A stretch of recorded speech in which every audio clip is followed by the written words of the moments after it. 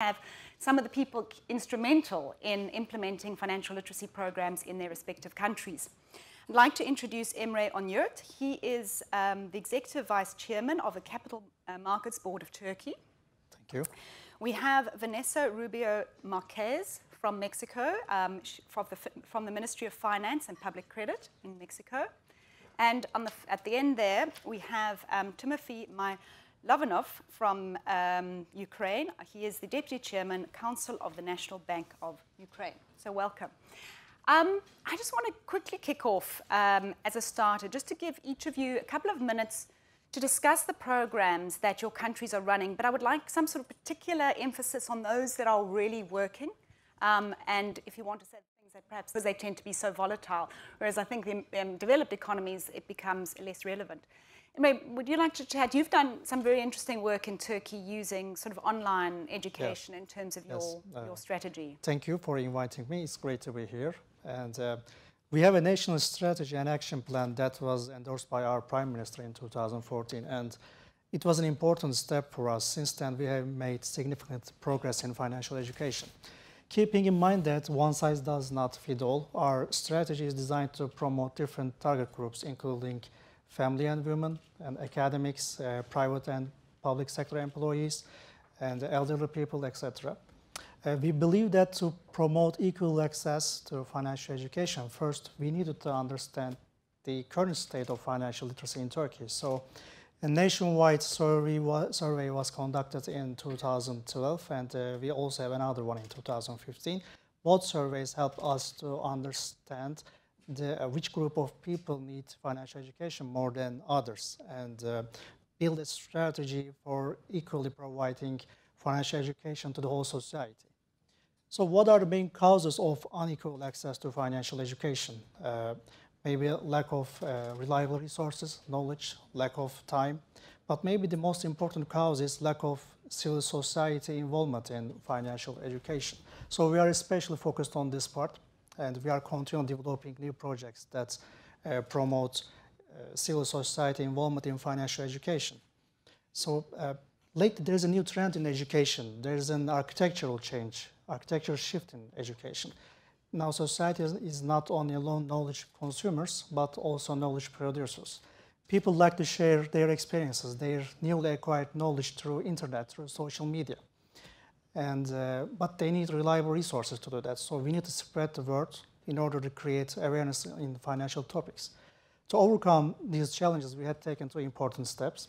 And the first project is we have created a 7-hour-long online video training program that covers most important topics in financial education.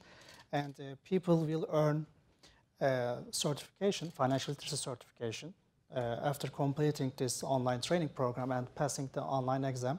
Since it's a government-backed project, certifications will be endorsed by our board, Capital Markets Board of Turkey.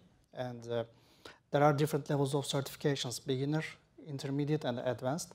Advanced level certified volunteers can also become certified educators. So we are going to launch a partnership program with the Ministry of Family and Social Sciences so that our certified educators can teach at community centers all around Turkey, all over Turkey.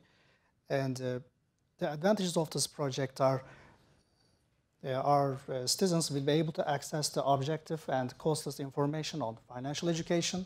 And also, the most important part is NGOs and volunteers can build their own financial education program based on our online training, government-backed online training program, so they can certify, so they can teach and certify other people, so they can spread the word.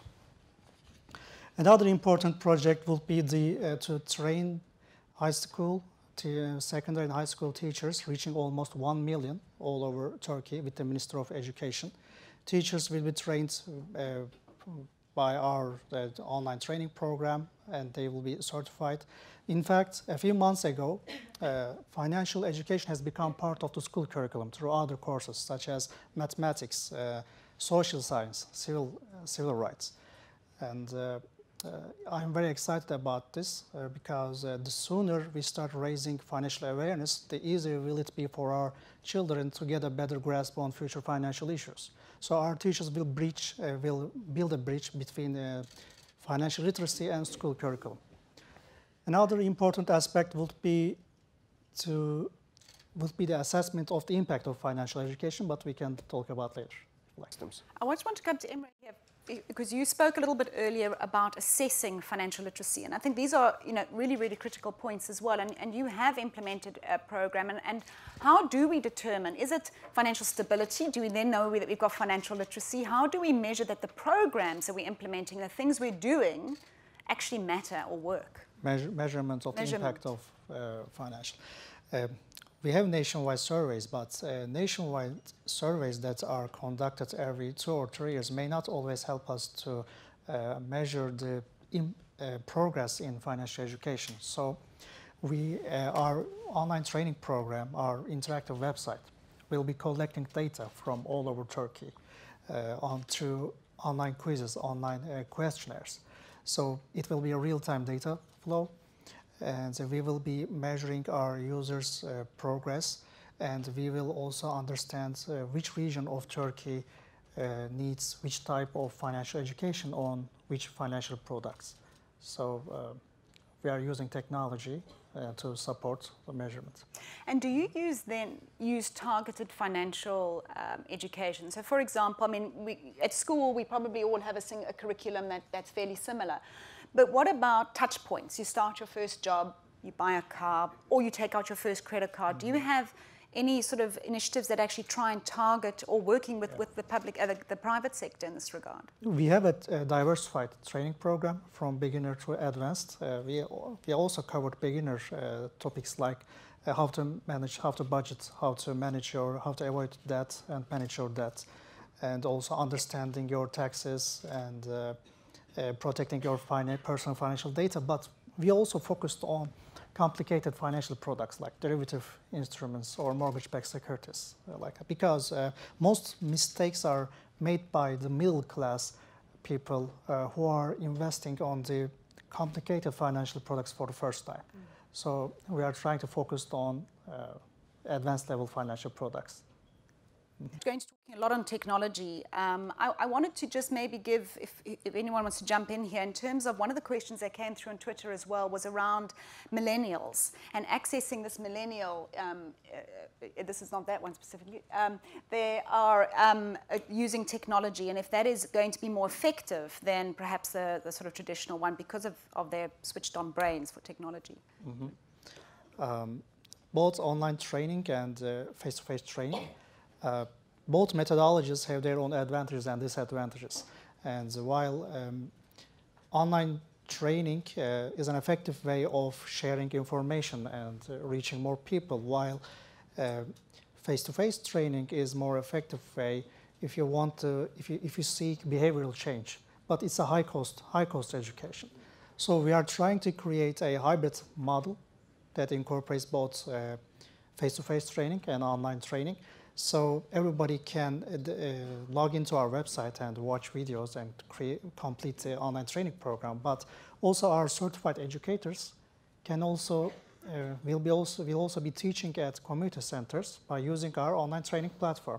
So it will be both online and face-to-face training. We are trying to get the benefits of both sides.